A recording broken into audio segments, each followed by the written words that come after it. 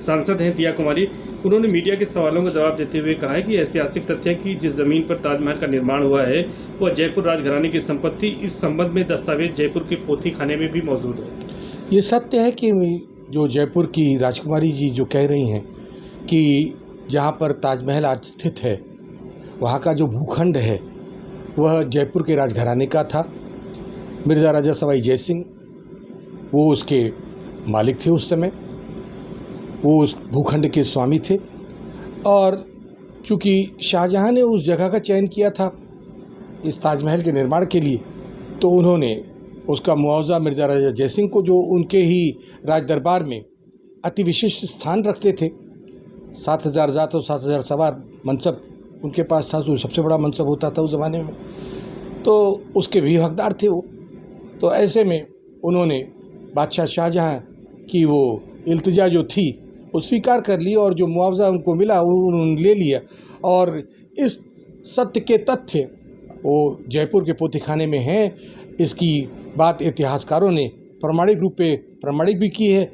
और ये बहुत अच्छी बात है कि राजकुमारी जी कह रही हैं कि अगर इसको उपलब्ध कराकर अगर किसी भी डाउट का, शंका का कहीं समाधान अगर हो सकता है तो वो उपलब्ध कराने को लिए तैयार हैं। इसको कहते हैं ट्रांसपेरेंसी, और इसके लिए मैं उनका साधुवाद करता हूँ। सर, अगर बात करें तो ताजमहल को लेकर आजकल विवाद है, कई याचिकाएं भी पड़ गई हैं और ये दावा किया जा रहा है कि उसके 22 कमरे बंद हैं, उसको खोला जाए और ये तेजो महल है। तक क्या है, इसको इतिहासकार क्या मानते हैं? देखिए, भारत पे आक्रांता आए, तुर्क आए, अफ़गान आए, मंगोल जिन्हें हम मुग़ल कहते हैं वो आए, और इनके आने से पहले भारत की संस्कृति मतलब उसकी सभ्यता 5,000 साल से भी पुरानी है।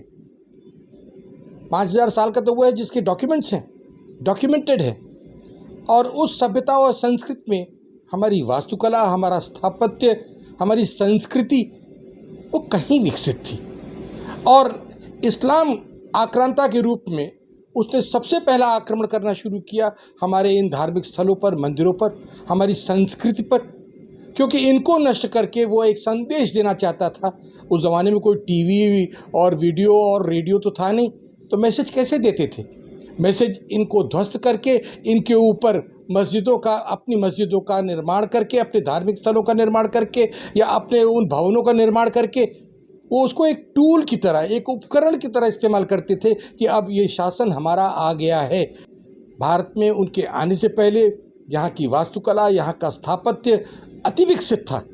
तो इसमें कोई संभावना से इनकार नहीं किया जा सकता कि वो स्थान जहाँ पर ताजमहल है वहाँ कोई धार्मिक स्थल रहा होगा। अगर धार्मिक स्थल रहा होगा तो आज हमारे इतिहास की फाइंडिंग इतनी ज़्यादा विकसित हो गई हैं कि आज हम कार्बन डेटिंग कर सकते हैं, आज हम सैटेलाइट इमेजरी हम प्रोक्योर कर सकते हैं, और इन सब के लिए कॉम्पिटेंट है हमारी ASI। तो अगर है तो सांच को आँच नहीं, इसका प्रमाण हो जाना चाहिए, इसका परीक्षण हो जाना चाहिए, और इस पे तो राजकुमारी जी सहयोग करने को तैयार हैं।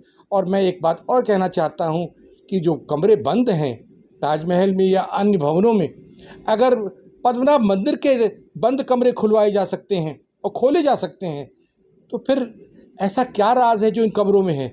वैसे भी बंद कमरे ज़्यादा समय तक बंद नहीं रखने चाहिए, उनका रखरखाव होना चाहिए। वहाँ पर जो सामग्री है उसको झाड़ फूँक कर, धूप कर उसको साफ़ करके रखना चाहिए। और पर्यटकों को उन कमरों में जाने का भी अधिकार है। It is a tourist right, आप उसको छिपा नहीं सकते। तो ऐसे में ट्रांसपेरेंसी की दरकार ये है कि इनको भी खोलिए, सबको दिखाइए। छिपाने को क्या है? छिपाने को इतिहास में कुछ नहीं है। इतिहास में आज कुछ भी छिपाया नहीं जा सकता है, और इन 75 सालों में जो छिपाया गया है आज वो उजागर हो रहा है, thanks to this present government. It's great to see you here. Thank you for watching our work. If you haven't subscribed yet, don't forget to click the bell icon and subscribe to Mojo Story and support independent, robust journalism.